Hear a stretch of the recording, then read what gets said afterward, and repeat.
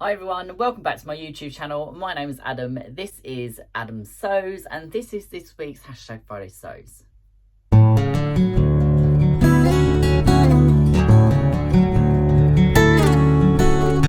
So I'd just like to start off by saying a big thanks to the incredible Jen from Today in Jen's Sewing Room. She set up this hashtag so that we can all come together on a Friday and vlog about what we've been up to in the week.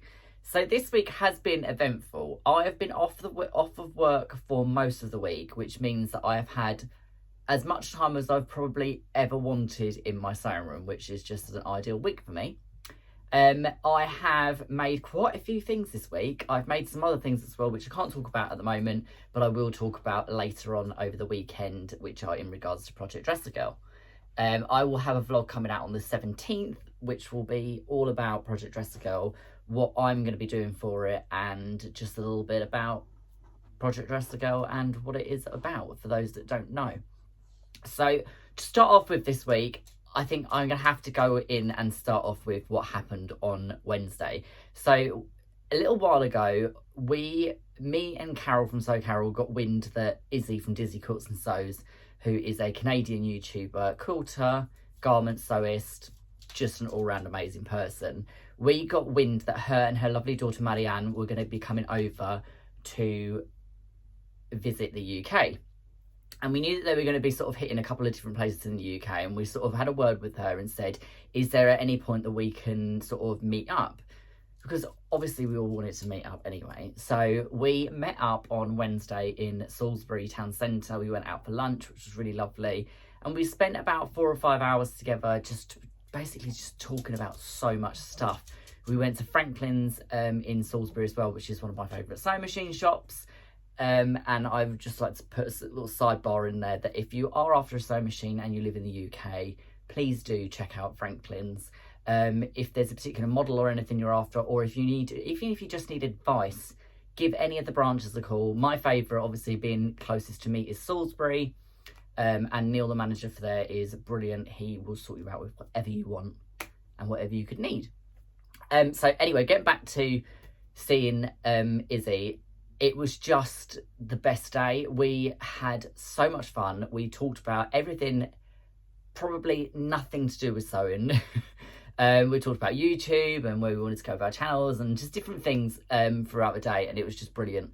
And it just went too quickly, and I'm just trying to work out in my head now the next time that we can all get together.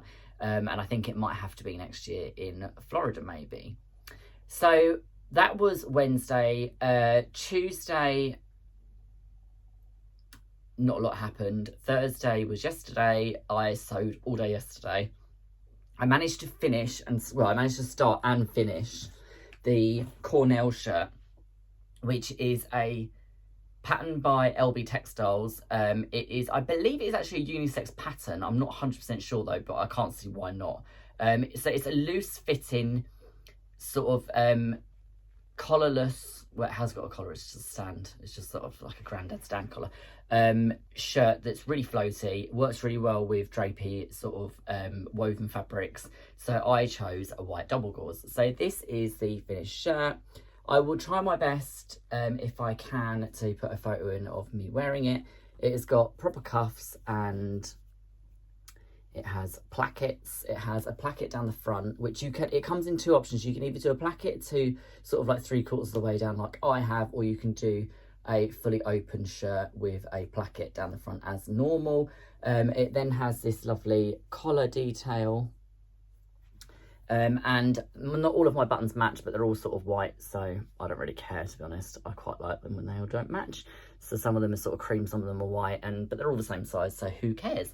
It's got this lovely pleat detail in the back yoke, and it's just really loose and floaty. So the shoulders are a drop shoulder, and I wanted something to wear tomorrow night because I'm going to the O2 Arena to see Shania Twain's Queen of Me tour with my mum and my dad, which I'm really excited about. So I wanted something new to wear to that. So I'm just going to pair it with some blue jeans and just some nice, fresh, clean white trainers. And that will be my sort of like fairly comfortable, casual look to go and see Shania Twain.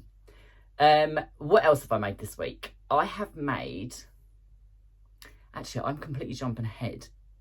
So one of the things that was also really fun about Wednesday, me and Izzy, is she brought us some presents over from Canada. So she brought over some tea, which is chocolate and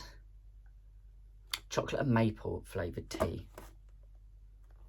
Now, I can't remember actually which one of these came from who. So Carol was in Canada the week before Izzy came over. So Carol brought me back some tea, and Izzy brought me some tea. And one of them is maple chocolate, which tastes incredible. And the other one is maple, which also tastes incredible. And I can't remember which one of them brought me which. But one of the, both of them got me a pack of tea, which was brilliant. Izzy also made us little maple leaf mug rugs, which on the back of them say, "You're the zest," with a little lemon. These are so beautifully made. Izzy's quilting skills are unreal. If you've never seen her channel, where have you been? She can sew anything that you can put a needle near, basically. And she also bought us some of these coffee crisp chocolate bars, which I think we've eaten about 5 of them already. They are absolutely delicious. So as I was saying, Carol was in this vlog. I apologise ahead of time because it is just skipping backwards and forwards, backwards and forwards, backwards and forwards. Carol also bought me back a tea towel which says, "Every meal you make, every bite you take, I'll be watching you," and it's basically got Luna on it, which I think is absolutely hilarious. So that's everything that was related to Wednesday, I think. So moving on to back to what I've been making this week, I also made some project bags. So I made some mini project bags this time. These ones are, I believe, let me measure them. I think they're about 11-inch square. So these are great for cross-stitch patterns, quilt blocks, small projects, different things like that. Or if you just want to keep your fabric neatly folded in for fat quarter storage and stuff like that. So there is 3 of these available on my website. These ones are all made from the Curious range in Tudor. So you've got the Cheshire Cats, Alice drowning in the Sea of Tears, which this one's called. It's got the Dodo, the Pocket Watch, Drink Me, the Dormouse, and the backs of them are the Alice down the rabbit hole fabric, and they've got the matching Renaissance ribbon on the handles on all of them. So I made 3 of those. As I said last week, I made the night and day bag, the day bag from the night and day pattern. This one is made from the Nightshade Deja Vu. So that is on my store now. I've also popped up a new one which I made this week, which is the Lime Work, which is this beautiful, so it's a double bag, so you've got 2 pockets. So this one is lime work on the outside, it's got the panda ribbon across here and the panda fabric, it's got the polka dot on the front, it's got the magnetic closure on the front, and this one is lined with Moon Garden Kabloom quilt backing, which has got little bumblebees and stuff like that in it as well. And it is just such a nice fabric because it is so silky soft.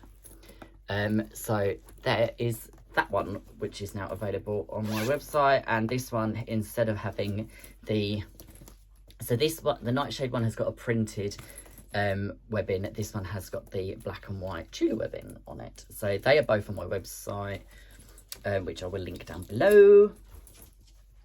And that's about pretty much it for makes this week. I'm just looking around. I did make some other stuff which I said that I will mention in my Project Dress Girl video on the 17th. I got one more parcel this week, which was from the lovely Kelly from Kelly Gouda Designs, I believe it is.